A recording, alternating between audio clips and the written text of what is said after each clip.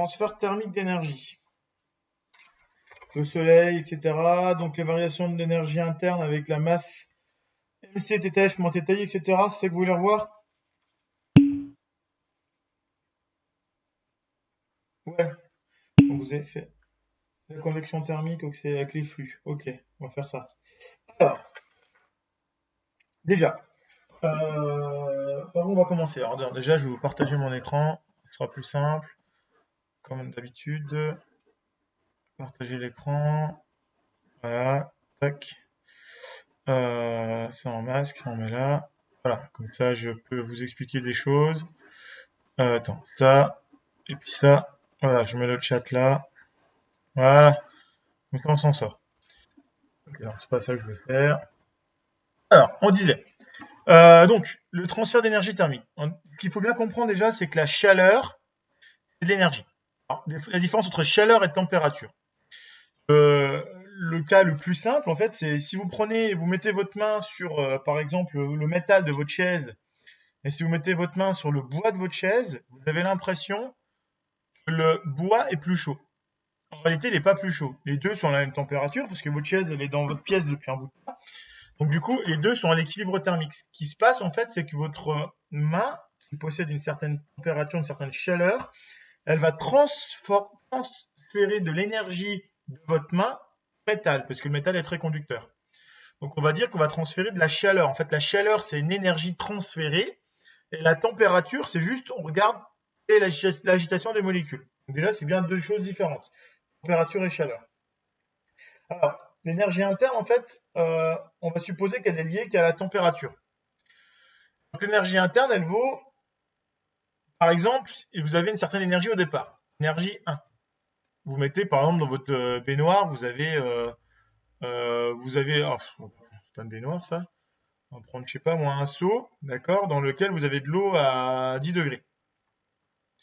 Bah, ici, on a, je sais pas moi, 5 litres d'eau à 10 degrés. Donc 5 kilos d'eau à 10 degrés. Ah, vous rajoutez là-dedans 1 kilo d'eau à 20 degrés. Et nous, on voudrait savoir quelle est la température finale de mon système. Bon, en fait, ce que je peux dire, c'est que la différence entre... Alors, à la fin, on est d'accord qu'il y aura 6 kilos hein, d'eau, 5 plus 1. On va pas tenir compte des effets de contractation, etc. Parce que là, c'est de l'eau, donc il n'y a pas de souci. Et on ne sait pas la température. Par contre, ce qu'on sait, c'est que la variation d'énergie, c'est-à-dire la différence d'énergie entre les deux, la chaleur qui est transportée, elle vaut MC θF moins θI, c'est-à-dire température initiale moins température finale. D'accord? Et l'énergie, on peut la calculer, parce que l'énergie du départ, c'est... alors, vous l'avez fait comment? Je ne sais plus comment vous le faites. On va regarder les exos, comment vous le faites, vous? Je recherche un exo qui vous irait bien. Ouais, je sais pas. Bon, on va faire les exos du livre. On peut calculer comme ça. Donc là, l'énergie qui est récupérée, c'est la différence de température. La différence d'énergie entre les deux, on pourrait l'avoir. Alors en réalité, ce qui se passe, c'est que la chaleur, donc le plus chaud, va réchauffer le plus froid. D'accord? Donc au départ, on avait une certaine énergie liée au 1 kg des 20 degrés est liée ici, et donc à la fin, on peut avoir l'énergie finale. Alors, en fait, ce qui va se passer, c'est que l'eau froide, donc on va l'appeler M2, ici. Ça, c'est égal à M2, ça, c'est égal à M1. Et ben, M2 fois la capacité calorifique de l'eau, donc la capacité calorifique de l'eau, ce truc-là, c'est en fait combien il faut d'énergie pour chauffer de 1 degré 1 kg d'eau. Donc ça, c'est une constante. Donc l'eau froide, non, l'eau chaude, elle va partir, température finale, on ne la connaît pas. Par contre, on sait qu'au départ, elle est à 20 degrés. D'accord? Ça, c'est l'énergie, en gros, 2. L'énergie de l'eau, enfin, pas l'énergie 2, c'est l'énergie de l'eau chaude. Si on ajoute à ça l'énergie de l'eau froide, donc on fait le même calcul, c'est O θF, on la connaît toujours pas, par contre on sait qu'au départ votre eau froide était à 10 degrés. La somme des deux doit être égale à 0 parce que l'énergie que elle elle a donné au froid, elle a été captée par le, pardon, oui, l'énergie qui a été donnée par le chaud, pardon, au froid, a été captée par le froid. Et donc, du coup, ce truc-là, c'est égal à 0 dans le cas où il n'y a pas de perte d'énergie. On va juste faire le calcul là, puis après on fera un petit exo si vous voulez. Alors là, on y va, hein, c'est simple. M2, on a dit c'était 1 kg. Le CO, c'est 4,18, mais finalement, on s'en fout un petit peu parce que ici, ça simplifie. D'accord? Donc, on n'en a pas besoin. Ici, il nous reste donc θf moins 20 plus 5 fois θf moins 10. Alors là, j'ai le droit de laisser en Celsius parce que c'est une différence de température ici. Donc, ça pose pas de problème. Donc là, je développe, je me retrouve avec du θf moins 20 plus 5 θf moins 50 est égal à 0. Et là, j'ai plus qu'à regarder. J'ai 6 θf et ici, j'ai 70. Donc, j'ai finalement la température finale qui vaut 70 sur 6. Et ça fait, on va faire le calcul. Donc, 70 divisé par 6, ça vaut 11,7 degrés. Donc, à peu près 12 degrés. Donc, en gros, ça veut dire que dans un cas théorique, hein, on est bien dans un cas théorique, si vous mélangez 5 kg d'eau froide à 10 degrés et dans lequel vous ajoutez 1 kg d'eau chaude à 20 degrés, vous obtenez finalement 6 kg d'eau à peu près 12 degrés. Bon, ça, c'était le petit exo d'échauffement. Alors, on y va. Ça, concrètement, voilà, je réexplique. Quand vous avez une source de chaleur, la chaleur, elle va toujours se déplacer du truc qui a la température la plus chaude à la température la plus froide. Donc si T1 est supérieur à T2, alors la chaleur, elle va aller dans ce sens-là. Donc c'est d'énergie qui va aller de l'un à l'autre. Déjà, c'est la première chose à retenir. Ensuite, qu'est-ce que vous avez dans votre cours? On vous explique qu'il y a différentes façons de faire des transferts thermiques. Donc là, on a fait la première partie, les transferts thermiques. Donc les trois possibilités de transfert thermique. Vous avez la conduction, la convection, le rayonnement. Rayonnement. Alors, la différence entre les trois. La conduction, mettez je sais pas moi, un morceau de métal dans le feu. D'accord? Vous prenez une flamme ou un barbecue, vous mettez une fourchette en métal dedans. Vous laissez sortir le bout de la fourchette. Là, vous allez vous brûler parce que la chaleur, en fait, elle va remonter le long du métal par conduction. C'est-à-dire qu'il y a vraiment un contact. C'est l'agitation des molécules dans la cuillère. Vu qu'il fait très chaud au niveau du truc, elles vont bouger très vite à cet endroit-là, les molécules. D'accord? Et de bout en bout, elles vont pouvoir faire chauffer jusqu'au bout de la cuillère ou de la fourchette ou n'importe quoi. Donc là, c'est ce qu'on appelle de la conduction. C'est-à-dire que la chaleur, elle va remonter le long de votre... là, si vous avez le feu qui est là, hein, voilà, elle va remonter le long de votre objet métallique. Et donc la conduction, on voit elle se fait surtout lorsque les objets sont conducteurs. Donc métallique, tout ça. C'est pour ça qu'il ne faut surtout pas toucher à un objet qui est métallique, qui est d'un côté au feu. Ce qu'on appelle la conduction. Alors la conduction, hein, c'est très utilisé dans la vie de tous les jours. Votre casserole, par exemple, c'est la conduction, c'est la chaleur qui va faire chauffer toute votre casserole. Vous chauffez un point de la casserole, et la casserole, elle va être à peu près uniformément chauffée. La convection, elle, c'est ce que vous avez à la maison pour vous chauffer. Vous avez des radiateurs, normalement. Bah, à peu près, quoi. Et donc, dans un radiateur, en fait, ce qui va se passer, c'est que la chaleur, ici, vous allez avoir des flux d'air chaud. L'air chaud va sortir du radiateur et va aller un peu partout dans la pièce. Donc là, c'est pas un truc concret comment dire, il n'y a pas de contact métallique ou d'objet vraiment de molécules qui bougent, c'est vraiment la chaleur qui va se diffuser par effet de masse d'air. Le dernier phénomène, c'est le rayonnement. Donc le rayonnement, lui, c'est en ce moment. Le soleil, il est dans l'espace. Et dans l'espace, on a dit, en fait, que vous ressentez, vous, la chaleur que vous ressentez sur Terre, c'est le rayonnement. Parce que le rayonnement, tout simplement, le rayon des UV, les rayons, etc. C'est qui vous réchauffe. Donc ça, c'est les trois possibilités de transfert d'énergie thermique. Donc par exemple, dans un ordinateur, le processeur il chauffe très fort. Dessus, on pose une pâte thermique avec un ventilateur. C'est ce qu'on appelle, on va faire fonctionner la conduction. Par contre, pour évacuer la chaleur au niveau de cette plaque en métal, on va faire une ventilation. On va évacuer l'air chaud, donc on va faire de la convection. D'accord? Bon, le rayonnement dans un ordinateur, c'est pas trop utilisé. Une question là-dessus? Il y a encore quelqu'un? Allô? Vous êtes tous barrés, c'est pas possible là. C'est bon?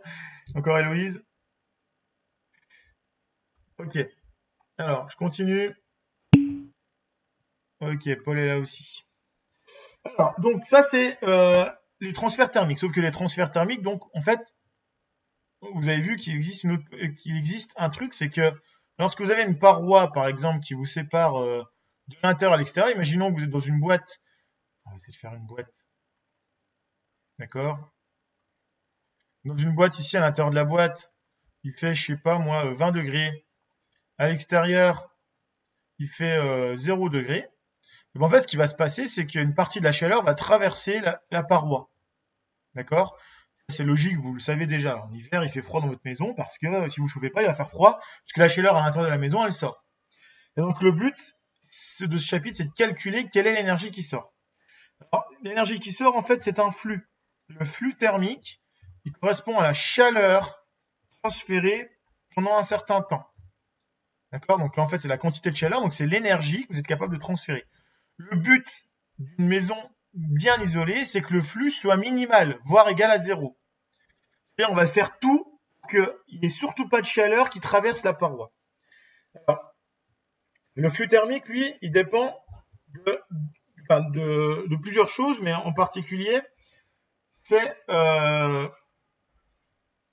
il dépend. Alors, j'en suis représenté comment? Il le présente comment eux? Il le présente. Je regarde dans le bouquin qui présente à peu près pareil que vous. Ouais, c'est ça. Donc le flux, ils disent que le flux thermique, ça dépend de la résistance thermique. Non, j'ai l'inverse, attendez. Oui, non, c'est. Pardon, des bêtises. C'est θF moins A. Je vais faire autrement. Tac, tac, tac, tac, tac, tac, tac. Le flux thermique, c'est la différence de température entre l'extérieur et l'intérieur, par exemple, et la résistance thermique. Léa, bah monte. Demande un moment. Papa, il travaille, mon cœur. Avant, tu m'aides. Non, je peux pas t'aider, monte. Bon, bah, excusez-moi, je fais une pause pipi pour la suite.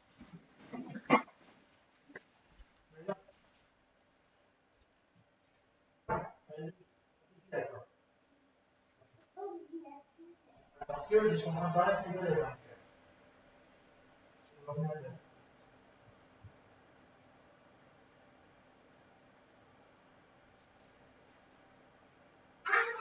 C'est bon?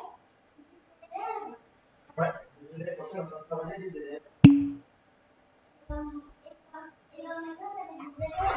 Oui, c'est vrai. Très bien. Oui. Bon, bah, c'est de retour. Alors, allez-y, mon livre. Oui, c'est mon livre. Allez. Alors, donc, je disais, le flux thermique, c'est la température extérieure moins la température initiale divisée par la résistance thermique. Ça, on l'a déjà vu la dernière fois, mais bon, un petit peu de révision, ça fait pas de mal. Alors, la résistance thermique, c'est quoi? C'est est-ce que notre truc, notre paroi ici, elle est capable de retenir ou pas la chaleur? Elle va dépendre de plusieurs choses. La résistance thermique, déjà, plus votre épaisseur ici de mur est importante, plus il va retenir de chaleur. Donc, plus la résistance va être grande. Donc, l'épaisseur, elle est au-dessus de l'équation. D'accord? Ensuite, elle va dépendre de deux autres choses. Plus la surface est grande, plus vous allez avoir une grande paroi, plus votre surface, comment s'appelle? Votre paroi va laisser passer de chaleur. Donc, du coup, plus la surface est grande, plus la résistance thermique est faible. Donc, ça va être la surface de la paroi va être en dessous de l'équation. D'accord? De la fraction. Et ensuite, le dernier facteur qui intervient, c'est le lambda. Le lambda, c'est est-ce que on va prendre, par exemple, si vous prenez du carton, si vous prenez de la brique, ou si vous prenez du polyuréthane, ou si vous prenez du polystyrène. Allez, prenez ça va dépendre du lambda. Le lambda, c'est quel est le matériau utilisé. Donc, par exemple, je disais la dernière fois, quand vous faites isoler une maison, en fait, le mec qui va venir, il a obligation de vous mettre un R de 3, par exemple. C'est-à-dire qu'il va faire ses calculs pour que votre R il soit de 3. Donc ce qu'il fait, c'est qu'il rentre la surface ici de la maison. Ça, il sait faire, il n'y a pas de problème, il mesure. Ensuite, il va dire bah, qu'est-ce que vous voulez. Donc vous allez lui dire bah, je veux du coton, je veux du polyuréthane, je veux de la lune de verre, etc. Non, tu laisses ça là. Ça a jeté, oui. Et, donc ici, le lambda, il va dépendre de ce que vous utilisez, de la laine de verre, du coton, etc. Et le dernier facteur, c'est l'épaisseur. Et donc, c'est là-dessus qu'il va jouer le mec. S'il dit, par exemple, vous voulez du coton, ok, le coton, il a un tel lambda, vous avez telle surface, bah, pour avoir un R de 3, il va falloir que vous mettez une épaisseur de 10, 15, 20, 30 cm d'épaisseur. D'accord? Donc, par exemple, pour de la mousse, pour de la laine de verre, l'épaisseur est des alentours de 30 à 40 cm, en fonction du lambda et de la surface, pour avoir un R. Alors, ce qu'ils font, eux, souvent, les mecs qui font de l'isolation, en fait, ils s'occupent pas de la surface, ils font un R ramené au mètre carré. C'est-à-dire qu'ici, ils vont dire, OK, ils vont faire le calcul pour 1 mètre carré, puis ils vont calculer l'épaisseur pour 1 mètre carré. Comme ça, ils sont quittes de faire à chaque fois des calculs plus compliqués. Oui, tu laisses l'air. C'est pour les bébés. C'est trop grande maintenant. Alors, on était où? C'est bon, des questions là-dessus?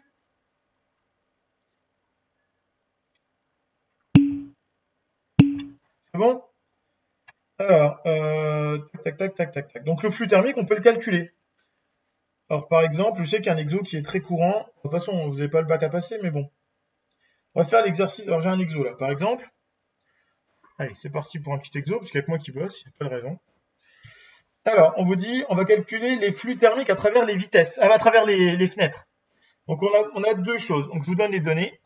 Un exo que je trouve dans le bouquin. Le lambda du verre, il vaut 1,2. Et le lambda du béton, il vaut 1,6. D'accord? 1,4, pardon. Des bêtises, 1,4. Et on vous demande de calculer le flux thermique à travers une fenêtre en simple vitrage avec une épaisseur de 5 cm,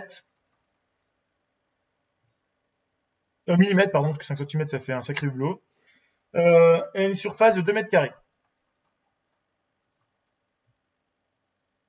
Et il fait 0 à l'extérieur et 20 à l'intérieur. Donc calculez-moi quel est le flux thermique qui passe à travers la fenêtre. Et ensuite on fera pareil, on fera question B, on fera la même chose avec un mur en béton qui fait une épaisseur de 20 cm, donc de béton, et sur une surface de 20 mètres carrés.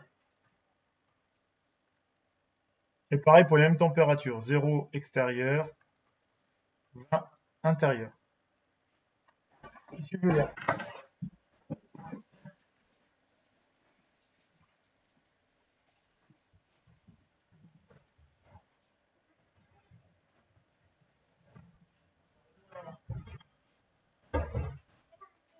Ouais, allez, vas-y, donne ça maintenant. On fait le calcul.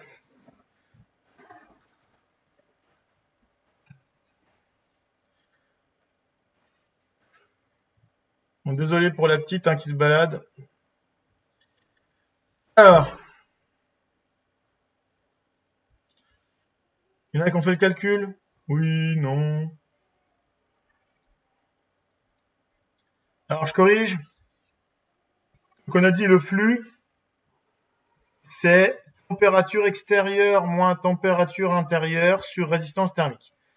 Alors, vous avez l'habitude avec moi, à chaque fois qu'on a une formule, on essaie de réfléchir pour dire est-ce qu'elle est logique. Plus vous avez un écart important entre l'extérieur et l'intérieur, plus le flux va être grand. Que plus il fait froid dehors, plus votre température elle va avoir tendance à sortir dehors. Donc on voit que plus l'écart est grand, on va vérifier, ouais. Donc plus l'écart est grand ici, plus le flux va être important. Pareil, plus la résistance thermique est grande, plus le flux va être faible. D'accord? Plus le résistance thermique est faible, plus le flux est grand. Moins le mur est isolé, plus le flux sera grand. Donc on voit que la formule elle est bien écrite dans le bon sens. Si vous avez un doute sur ce qu'il faut vous dire. Donc on y va pour le calcul. Donc TE moins TI, bah, c'est 20 moins 0. Ah, 0 moins 20, pardon. D'accord? Et la résistance thermique, elle a dit qu'elle vaut, rappelez-vous, E sur lambda S. Et donc on fait moins 20. Ouais, c'est RTH. RTH qui veut ça? Ok. On va essayer. Donc là, attention, il faut le mettre. Donc c'est 5, 10 moins 3, parce qu'il faut le mettre en mètres, divisé par lambda. Donc lambda, on a dit, pour le verre, c'est 1,2. Et la surface, on a dit 2 mètres carrés.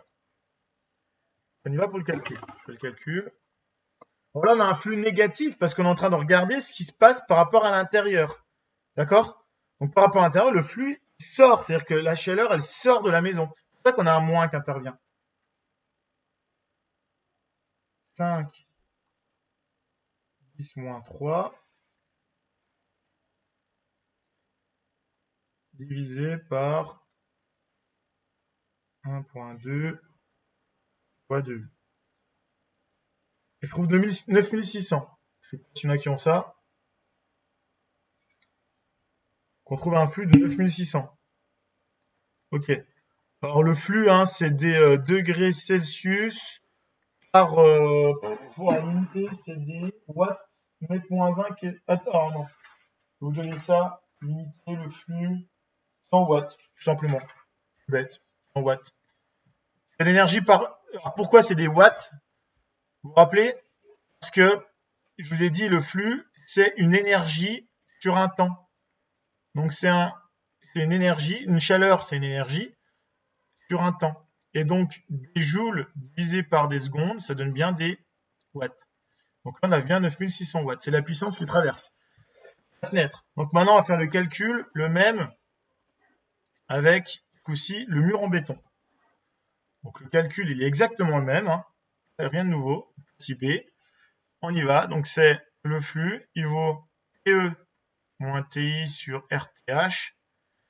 Ça vaut donc moins 20 sur... donc là, l'épaisseur est plus de 5,10 moins 3, elle est de 20 cm, donc ça fait 0,2. Et c'est bien 1,4 fois 20. D'accord? Et là, on va regarder ce que ça donne. Donc, ça fait la même, ça fait 20 divisé par... Ah oui, il y avait un moins là, mais le moins, il veut juste dire le sens. Il n'y a pas d'histoire. Enfin, le moins, voilà, c'est bien le sens concret du truc, quoi. C'est-à-dire qu'il va de l'intérieur vers l'extérieur. Ouais, ça doit être ça, je pense. Ouais, 2800. Donc, on trouve 2800 watts. Alors, avec un moins devant. Ça veut dire quoi? Ça veut dire que votre fenêtre, elle a quasiment, elle peut perdre 4 fois plus d'énergie que votre mur qui fait 20 mètres carrés. Donc, votre fenêtre, si vous avez un mur comme ça de 20 mètres carrés avec une fenêtre de 2 mètres carrés, c'est la fenêtre qui va faire perdre quasiment tout. 4 fois plus que le mur en lui-même. Comment on résout ce problème-là? En fait, on va pas faire une vitre en simple vitrage. On va faire une vitre en double vitrage. Alors, qu'est-ce que c'est qu'une vitre en double vitrage? C'est une paroi de verre qui fait souvent quelques millimètres, donc c'est un verre classique. Donc ça fait souvent 5 millimètres, comme celui qu'on vient de voir. Et sauf qu'entre les deux, on va mettre de l'air. Et comme l'air est isolant, le lambda de l'air est bien plus élevé que le lambda. L'air est pas mal isolant. Hein. Et donc on va mettre au milieu, je sais pas, moins 1 centimètre d'air. En mettant 1 centimètre d'air, et ben en fait, on peut avoir un lambda qui est une résistance thermique qui est très grande. Alors je crois qu'il doit y avoir des exos là-dessus. Mais je sais pas si on a le temps, puis si vous, je sais pas si vous avez envie qu'on avance ou etc. Bon, il y a un exo, voilà je sais pas quel bouquin vous avez vous. C'est pas le Nathan que vous avez? Non? Bref, bon c'est pas grave. Si vous voulez, on fait un exo, je sais pas. Dites-moi, est-ce que vous voulez qu'on fasse un exo avec les doubles vitrages ou qu'on avance? Je suis à votre disposition.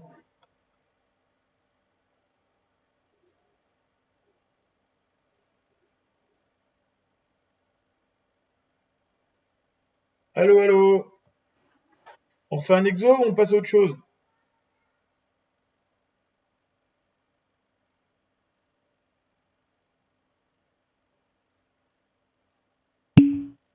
Ok, bon alors on y va.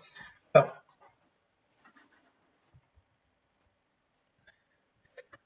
On y va, donc je vous donne les données. Donc en fait, on va recalculer justement, on va faire la différence entre un simple vitrage, un double vitrage et un triple vitrage. On va voir ce que ça vaut le coup. Donc le simple vitrage, c'est du verre, d'accord, tout ce qui est le plus simple, qui fait 4 mm d'épaisseur. Le configuration B, c'est, je veux pas refaire en 3D parce que c'est trop moche. C'est deux plaques de verre séparées, donc c'est du double vitrage, avec 4 mm chaque, et au milieu, l'air, il fait 12 mm. D'accord? Et le C, c'est du triple vitrage.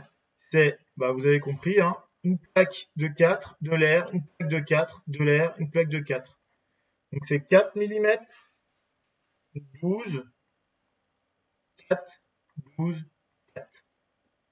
Ça va? Et donc à l'intérieur, ici, on vous dit dans l'exercice, je ne sais même plus où c'est là, 20 degrés à l'extérieur, à l'intérieur, pardon, et moins 5 à l'extérieur. Donc c'est pareil pour tous les cas. Et on va calculer l'énergie pour chacun des trucs. Alors on vous donne le lambda du verre. Donc le lambda du verre, là, dans celui-là, il vaut 1,2. Et le lambda de l'air, il vaut 0,0262. Et l'air total, la surface des trucs, c'est 4 mètres carrés du verre. Voilà. Bon. Le premier calcul, il est simple. D'accord, on va faire le A ensemble, puis après, on verra. Donc, on va faire le A. Le A, le flux thermique, il vaut PE, donc c'est température extérieure, c'est moins 5, moins 20. Alors, la différence, hein, je vous rappelle encore, je le répète pour la 10e fois, mais le moins, on s'en fout. C'est juste le sens du flux. Et ensuite, on divise par E sur lambda S. Et donc, le flux, ça va être donc 5 plus 20, ça fait donc un écart de 25 entre les deux. L'épaisseur, c'est 4 mm, donc 4 10-3. Le tout divisé par le lambda qui vaut 1,2 pour le verre, fois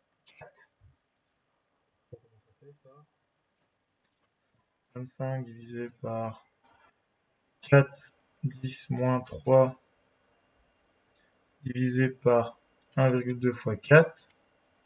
On va mettre des parenthèses. Et on trouve 30 000.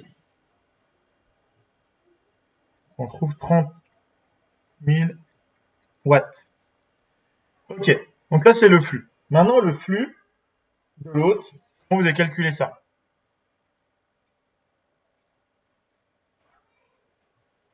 Je vais réfléchir un petit peu. Qu'est-ce qui va changer là-dedans?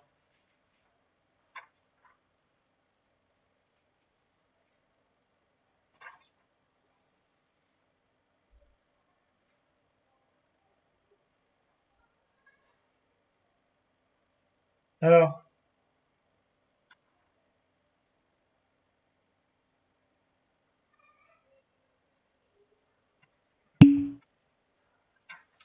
le flux pour l'air, ouais, d'accord, mais qu'est-ce qui va changer dans ma formule? Est-ce que la température extérieure intérieure change? D'accord que non. Que ce truc qui va changer, c'est la résistance thermique de mon truc. Et la résistance thermique de mon truc, en fait, ça revient à calculer la résistance thermique du verre, plus la résistance thermique de l'air, qui est au milieu, plus, en fait, encore une fois, la résistance thermique du verre. Finalement, la résistance thermique du verre, on va la calculer une fois pour toutes parce qu'on va en avoir besoin plusieurs fois. Donc, la résistance thermique du verre, c'est 4 10-3, c'est toujours le même verre, divisé par 1,2 fois 4. Donc, c'est 8,33 10-4. D'accord? Donc, le verre, on va le noter dans un coin, ici. La résistance thermique du verre, d'une vitre, hein, du verre, mais d'une vitre, c'est 8,33 10-4. Donc finalement, le flux qui va passer, alors là on va l'appeler phi A, et là on va l'appeler phi B, c'est toujours 25 d'écart. Enfin, il y a un moins, mais bon, voilà, on s'en fout. Moins 25 divisé par la résistance thermique du verre, mais ce coup-ci, on va la prendre 2 fois, parce qu'il y a 2 litres de verre, plus une fois la résistance thermique de l'air. C'est ça. Et donc, la résistance thermique de l'air, on peut la calculer une fois pour toutes aussi, comme ça on sera tranquille. Et vous voyez que pour faire du triple filtrage, ça va aller très vite. Donc, la résistance thermique de l'air, c'est 12 mm. Donc, c'est ouais, alors 12 10-3 pour l'air, hein, divisé par 0,0262 fois qu'est-ce que j'ai fait là? Fois la surface, oui, fois 4, pardon. Je suis perdu. Et donc on trouve du 0,11. Donc on voit que la résistance thermique de l'air, elle est bien plus élevée que la résistance thermique du verre. Donc l'air est bien plus isolant que le verre, contrairement à ce qu'on pense. Et donc là, pour calculer le truc, il suffit de faire moins 25 divisé par 2 fois 8,33 10 moins 4 plus 0,11. On fait le calcul. Moins 25 divisé par donc 2 fois 8,33 10 moins 4 plus 0,11. Et on trouve moins 223. Et donc on voit que là, le flux, ça n'a plus rien à voir. Là, on est passé de 30 000 à 220. D'accord? Et maintenant, le flux pour le triple vitrage. Donc le triple vitrage, on peut faire le flux, on y va, c'est parti. Donc c'est moins 25 divisé par, ce coup-ci, du verre, il y en a 3. Donc c'est 3 fois la résistance thermique du verre plus 2 fois la résistance thermique de l'air. Et on fait le calcul. Moins 25 divisé par 3 fois 8,33 10 moins 4 plus 2 fois la résistance thermique de l'air, donc 0,11. Et on trouve moins 112. Alors, qu'est-ce qu'on remarque? On remarque qu'entre du simple et du double vitrage, il n'y a pas photo. Clairement. Entre là et là, clairement, c'est une énorme différence. Par contre, entre là et là, finalement, ça revient en gros à diviser par 2. Alors, c'est toujours élevé, hein. Mais il faut regarder un bon double vitrage, en fait, il conduit moins bien la chaleur presque qu'un mur en béton. Donc souvent, les mecs qui vendent du triple vitrage, ils vont dire ouais, vous allez isoler 2 fois mieux que du double vitrage, faut mettre du triple vitrage. Alors, en soi, oui, c'est mieux. Mais si vous calculez le gain que vous allez avoir, le gain là, il est que de 100 watts. Entre le double et le triple, à 100 watts. Par contre, entre du simple et du double, là, c'est pas 100 watts, là. C'est 2800 watts d'écart. Donc, on voit que la différence, elle est vraiment énorme entre du simple et du double vitrage. Par contre, entre du double et du triple, même s'il y a une différence en pourcentage qui paraît élevée, hein, ça fait 2 fois moins, en valeur absolue, c'est faible. Et donc, finalement, mettre du triple vitrage, ça peut être utile, par exemple, pour le son, etc. Et pour le thermique, c'est pas forcément utile. C'est pour ça que normalement, à la maison, vous avez rarement du triple vitrage. C'est souvent du double vitrage. Ça suffit amplement. Ça isole déjà presque plus qu'un mur. Alors après, il faut faire attention, hein, parce qu'il n'y a pas que du verre, hein, il y a du plastique, etc. Donc souvent, la chaleur, elle passe par les côtés de la fenêtre si c'est mal isolé, etc. Il faut faire attention au niveau des joints, etc. Mais en soi, si c'était que du verre, ça marcherait bien. On est bon? Non. Forcément rentable, non, effectivement. Ça dépend. Si c'est le même prix que du double, autant mettre du triple. Mais si c'est 60% plus cher, vous serez jamais rentable. Si vraiment c'est le côté thermique que vous cherchez, hein. Après, il y en a qui ont besoin de triple vitrage, il y en a qui mettent du triple vitrage, surtout pour le phonique, pour éviter que le son fasse trop de bruit. Alors, on continue, on fait autre chose ou pas? Donc là, je suis en train de regarder dans le livre, hein, par exemple. Donc plus le lambda est petit, plus c'est isolant. On est d'accord que plus le chiffre là, je suis où? Ici. Plus le chiffre là est petit, celui-là ou celui-là, plus c'est isolant. Donc on voit que de l'air ici est beaucoup plus isolant que du verre. Alors je vous donne quelques valeurs là pour que vous ayez une idée. La brique, par exemple, c'est 0,67. Donc c'est plus isolant que du verre. La laine de verre, elle, c'est 0,04. Donc c'est encore beaucoup plus isolant que de la brique. L'air, c'est 0,026. Et le polystyrène, c'est 0,033. Donc on voit que le polystyrène, il est un peu meilleur que la laine de verre, mais pas énorme. Le mieux, c'est l'air. Le problème de l'air, c'est que l'air, il va y avoir des mouvements d'air. Si l'air ne bougeait pas, il n'y aurait pas de problème. Mais le problème, c'est qu'il y a des mouvements d'air et de la convection. Et donc l'air va pas trop, c'est pas ce qui isole le mieux. À la rigueur, il faudrait faire des couches de vide d'air, etc., pour être sûr que ça passe pas. Ou même faire du vide. Le vide, ça sera encore mieux. Parce que le vide, il conduit encore moins la chaleur parce qu'il y a moins de molécules. Donc, si on arrive à enlever le vide au milieu des vitres, on arriverait à faire ça. Donc, le problème, c'est que si vous faites ça, il va y avoir des pressions énormes sur les vitres et ça peut casser les vitres, c'est plus fragile. Donc, ce qu'on fait souvent, c'est qu'on met des gaz à l'intérieur entre deux verres, des gaz inertes qui conduisent un peu moins la chaleur. Mais bon, l'écart est pas folichon non plus, quoi. Donc voilà, si vous voulez isoler une maison, il faudra choisir un matériau qui a un lambda le plus petit possible, et puis mettre une épaisseur la plus grande possible, pour avoir un air thermique le plus grand possible. Et du coup, un flux le plus petit possible. On est bon? On passe à autre chose? On voulait bosser sur quoi?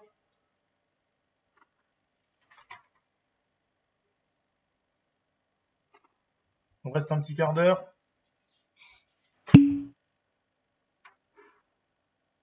Les énantiomères, ok. Alors, on va reprendre ça, c'est de la chimie orga. Alors, stéréoisomérie. Là, pour t'expliquer ça sans les mains et sans modèle moléculaire, c'est pas évident. Ok, alors, je regarde exactement ce qu'il veut, que j'aille pas trop loin. Ok. Alors, déjà, il faut savoir que dans les molécules, vous avez par exemple, si j'écris cette molécule-là, TH, ici devant je mets Cl, derrière je mets Na, puis qu'est-ce que je peux mettre ici? Ici je vais mettre, je sais pas moi, CH3. Cette molécule-là, je peux l'écrire d'une autre façon. Je peux l'écrire. Ah, je vais pas faire comme ça parce que ça va pas le faire. Attends. Je peux l'écrire comme ça. Je peux par exemple inverser celui-là et celui-là. D'accord? Ça fait NaCl HCH3. Si vous regardez ces deux molécules, elles sont isomères. Elles font partie de la grande famille des isomères. Ça veut dire que elles ont les mêmes atomes, mais agencés différemment. Et dans la famille des isomères, il y a une catégorie particulière d'isomères qui sont les énantiomères. Les énantiomères, c'est deux molécules qui possèdent un carbone asymétrique. Donc un carbone asymétrique, c'est un carbone qui a 4 groupements différents. Donc là, on voit qu'il a 4 trucs différents. Il a un H, un Cl, un Na et un CH3. Et les deux là, si vous regardez, vous pouvez faire ce que vous voulez. Vous pouvez les tourner dans la façon de vous voulez. Elles sont différentes. Comme votre main droite et votre main gauche. C'est ça des énantiomères. Vous pouvez faire ce que vous voulez. Vos deux mains, elles ont beau se ressembler énormément. Eh ben, vous pouvez pas, elles sont toujours différentes. D'accord? Elles sont exactement à l'image l'une de l'autre dans un miroir. Alors, pour trouver des énantiomères, souvent on vous demande de dessiner les énantiomères d'une molécule. Il y a deux techniques.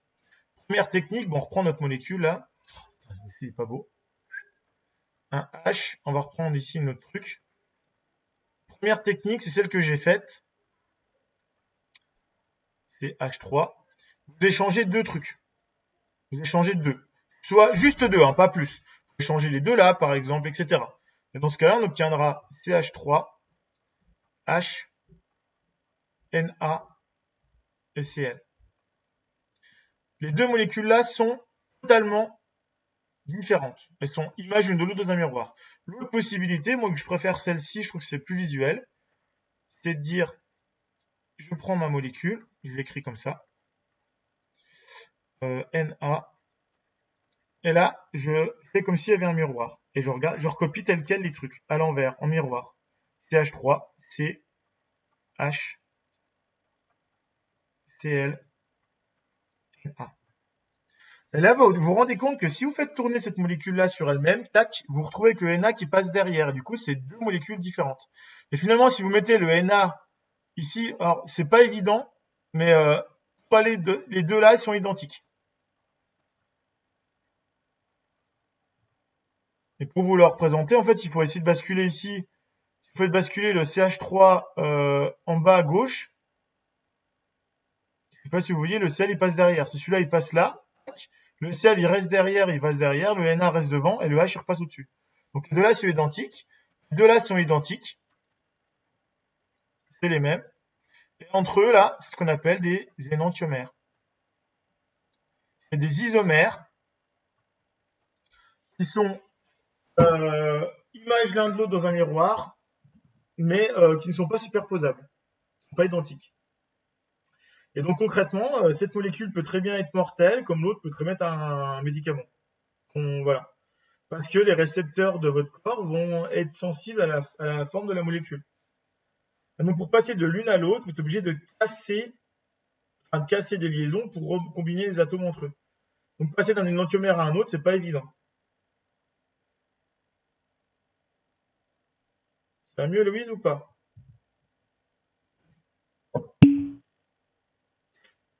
Oui. Une chirale, c'est forcément un énantiomère. Une molécule chirale, c'est une molécule qui possède un carbone asymétrique. D'accord?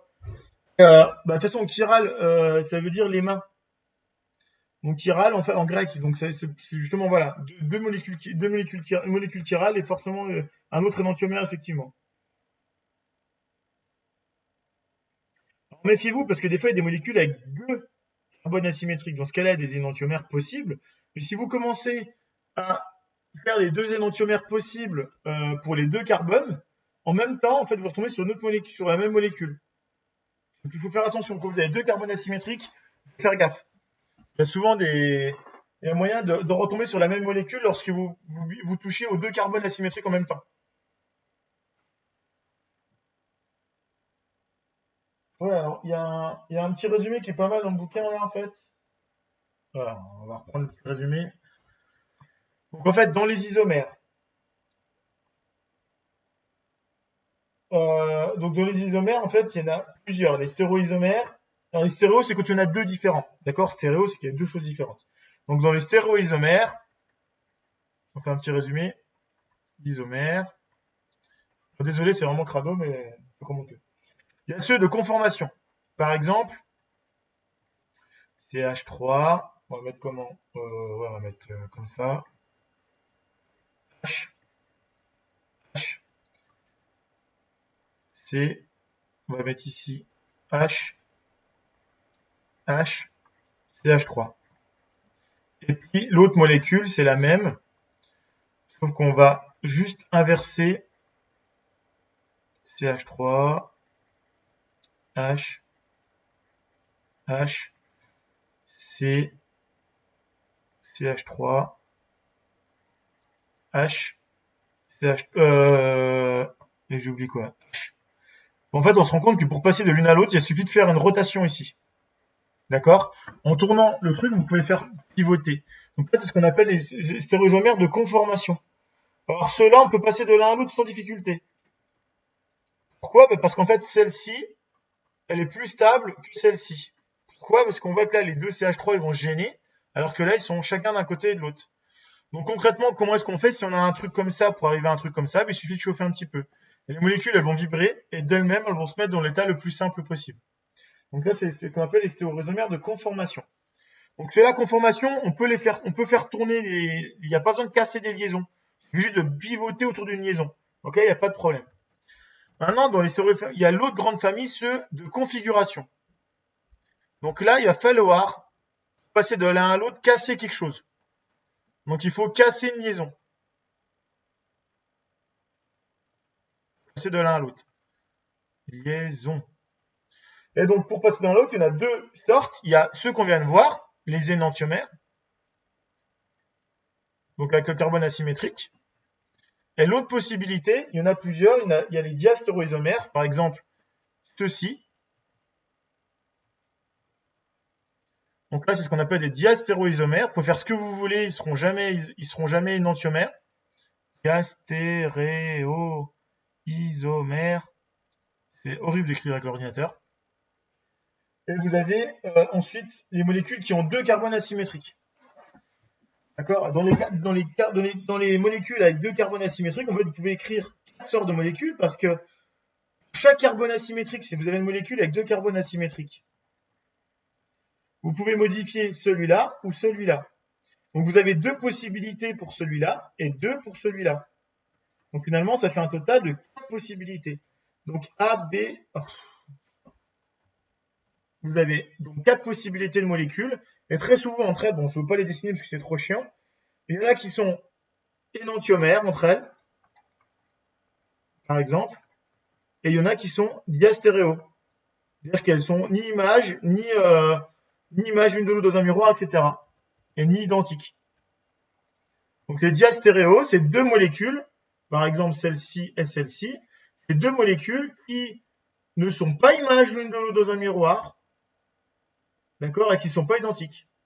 Donc c'est ni des énantiomères, voilà, c'est pas des énantiomères.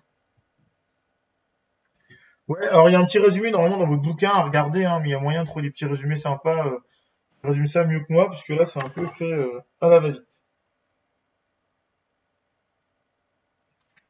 C'est plus clair ou pas?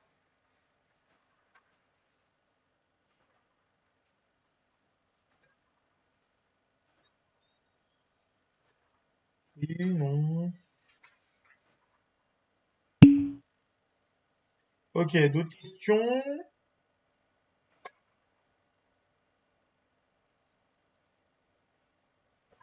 Oui, non. Dites-moi. Les nomenclatures, ça va? Les 3-oxo-butanoïques, machin, bidule? Exemple avec le train. Ok. Alors, bah, on va reprendre un exemple. Euh, qu'on peut prendre. Bon, on va prendre une fusée, c'est pareil. Donc, on prend un avion de chasse, d'accord? Avec un. Putain, je suis content de mon avion de chasse, il est pas mal fait là. Oh là là, ce plan. Alors, l'avion de chasse, il se déplace. Devant lui, il a un spot qui émet de la lumière. D'accord? La lumière sort de l'avion à 3 10 puissance 8 mètres par seconde. On est d'accord? L'avion, lui, il se déplace, par exemple, à 1 10 puissance. On va dire c'est un avion furtif des extraterrestres, une soucoupe volante, il se déplace à 1 10 puissance 8 mètres par seconde. Ça fait un tiers de la vitesse de la lumière. L'avion. Quelqu'un qui est sur le bord de la route et qui regarde passer cet avion et qui veut mesurer la vitesse de la lumière vis-à-vis de lui, il va se poser la question, il va dire quelle est la vitesse de la lumière par rapport à moi qui ne bouge pas. Par rapport à moi qui ne bouge pas, la lumière va se déplacer à 3 10 puissance 8 plus 1 fois 10 puissance 8. Parce que l'avion se déplace à 1 10 puissance 8, la lumière à l'avant de l'avion se déplace à 3 10 puissance 8. D'accord? C'est comme si vous avez un pistolet dans la main, le pistolet, je sais pas moi, il tire à 100 mètres secondes. Si vous êtes dans une voiture qui se déplace à 10 mètres secondes et que vous tirez vers l'avant de la voiture, bah, la balle, elle va aller à 110 mètres secondes. 100 plus la vitesse de la voiture. Et ben là, la lumière, elle va sortir à la vitesse normale, c'est-à-dire 3 10 puissance 8, plus la vitesse de l'avion. Sauf que ça, c'est plus grand. 3 10 puissance 8.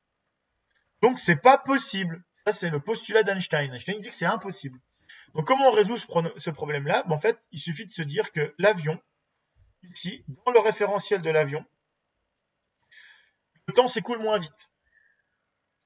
Ça veut donc dire qu'une seconde, ici, prise au chronomètre pour un mec qui ne bouge pas, et au même moment, si vous enclenchez les deux au même moment le chronomètre, au même moment, c'est-à-dire qu'il y a un top, vous l'enclenchez et top, vous l'arrêtez au même moment, et ben le chronomètre dans l'avion, il mesurera un temps un peu plus petit que le chronomètre du mec à l'arrêt.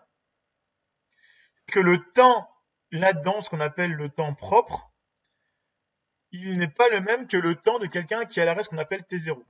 Et donc le temps propre de l'avion, donc, par exemple, je sais pas moi, vous là la seconde, on va prendre le cas de la seconde, on va mesurer à quelle vitesse il est dans l'avion. Donc si vous déplacez à ces vitesses-là, et que vous mesurez une seconde, pour savoir le temps propre, il faut faire gamma delta T0. T0, c'est, on a dit, c'est le 1 seconde à l'arrêt, quand on ne bouge pas. Et donc gamma, lui, il vaut 1 sur racine de 1 moins V carré sur C carré. Donc V, c'est la vitesse de la lumière, pardon, la vitesse de l'objet, et C, c'est la vitesse de la lumière dans le vide. Donc on fait 1 divisé par 1 moins v carré sur c carré. Donc c'est, si on met le carré là, on manque la racine là. Et ici on a dit que c'était 1 tiers de vitesse de lumière. Donc ça fait 1 tiers au carré. D'accord? Et donc ici, 1 tiers au carré, ça fait 1 neuvième. Donc on se retrouve avec le 8 neuvième de la dernière fois. Racine de 8 neuvième. Et ça, je sais pas combien ça fait. 1 divisé par racine de 8 neuvième. Et ça fait du 1,06. Donc dans l'avion, si le mec qui mesure ici, une seconde, dans l'avion, en fait, le temps, il s'écoulera 1,06 secondes dans l'avion. Au même moment, il sera écoulé 1,06 secondes dans l'avion. Donc le temps s'écoule moins vite. Donc ce phénomène-là, il est vrai. Le temps s'écoule moins vite, c'est-à-dire que par exemple, on s'appelle dans Interstellar. Dans Interstellar, les mecs, ils vont sur une planète qui se déplace très vite. Qui tourne très vite. Ils vont sur une planète, j'ai dit. Voilà. Zut, je voulais faire une planète. Voilà. Ils vont sur une planète qui tourne très vite sur elle-même. Il y a un moment dans le film, c'est celle avec l'eau, etc. Et donc il y a un mec qui reste, lui, en orbite et qui ne bouge quasiment pas. Donc eux, ils vont tourner très vite autour de la Terre. Et donc eux, en fait, quand il va se passer 1 heure chez eux, en fait, ah non, c'est l'inverse, je dis bêtise. Le mec, donc lui, il ne bouge pas. Par contre, la navette, elle fait le tour de la station de la Terre très vite. Et donc, du coup, le truc autour de la Terre, le temps va s'écouler beaucoup plus lentement pour lui. Et donc, en fait, quand il va se passer 1 heure ici, il va se passer, par exemple, alors dans le film, je crois qu'il devrait rester 2 heures et il se passe 30 ans. Un truc comme ça. C'est un peu exagéré, hein. Faudrait vraiment taper dans des vitesses extrêmement grandes pour arriver à des trucs comme ça. Mais voilà, ce qu'il faut que vous compreniez, c'est que on n'a pas le droit de dépasser la vitesse de la lumière, forcément, et que le temps s'écoule moins vite. Il y a forcément une explication. Et ce truc-là, effectivement, on l'observe réellement dans les GPS, par exemple. Oui. Donc, quand vous vous déplacez très vite, le temps s'écoule plus lentement pour vous. Mais vous en rendez pas compte, hein, vous n'allez pas plus lentement ou je sais pas quoi. Juste que dans votre monde, bah, le temps s'écoule moins vite. Par rapport à quelqu'un qui ne bouge pas. Ça paraît brutal, mais c'est comme ça. Donc, par exemple, hein, je reprends l'exemple du muon. Le muon, on en a déjà parlé la dernière fois, mais c'est une particule qui est émise par le Soleil. Le Soleil émet une particule, et cette particule, elle a une durée de vie de 1,10-12 secondes. Sauf que vu qu'elle se déplace à 0,99 fois la vitesse de la lumière, eh ben, le temps il s'écoule tellement lentement que pour elle, en fait, elle va pouvoir nous parvenir. C'est-à-dire que nous qui sommes ici immobiles, on va le voir vivre peut-être pendant, je sais pas moi, 2-3 secondes le muon. En réalité, lui, concrètement, ne vivra que 1,10-12 secondes, mais dans son référentiel à lui, dans son monde à lui. Je ne sais pas si c'est clair. De toute façon, on vous embêtera pas trop avec ça, mais il faut bien comprendre qu'il y a une contraction du temps. Le temps s'écoule différemment lorsqu'on se déplace très vite que quand on se déplace pas très vite. Alors ça, c'est valable que lorsqu'on atteint des vitesses proches de la vitesse de la lumière, hein. On appelle des valeurs relativistes. Quand on arrive à des trucs très rapides. Quand vous courez le 100 mètres, on n'en tient pas compte parce que ça joue dans le milliardième de seconde, quoi. C'est pas ça qui va jouer grand chose. On est très loin de la vitesse de la lumière. On est bon? Héloïse, Kevin, Paul, c'est bon? D'autres questions? On s'arrête là. C'est bon? Ok. Bon. Bah, de toute façon, la vidéo, je vous la mets en ligne tout de suite. Comme ça, vous pouvez la regarder tranquillement. Et puis, bah, du coup, je vous souhaite une bonne rentrée. N'hésitez pas à me recontacter si vous avez des questions tour normal, d'accord? N'oubliez pas, je vous redonne l'adresse pour la 100e fois. Ouais, pas de souci. De toute façon, il pourra regarder la vidéo s'il veut. Voilà. Vous pouvez m'envoyer un mail à l'adresse là si vous avez des questions l'année, enfin là pour les semaines à venir. On ne sait pas encore comment on va s'arranger la rentrée, on verra bien. En attendant, bonne fin de vacances confinées, bon confinement, faites attention à vous. Et à bientôt.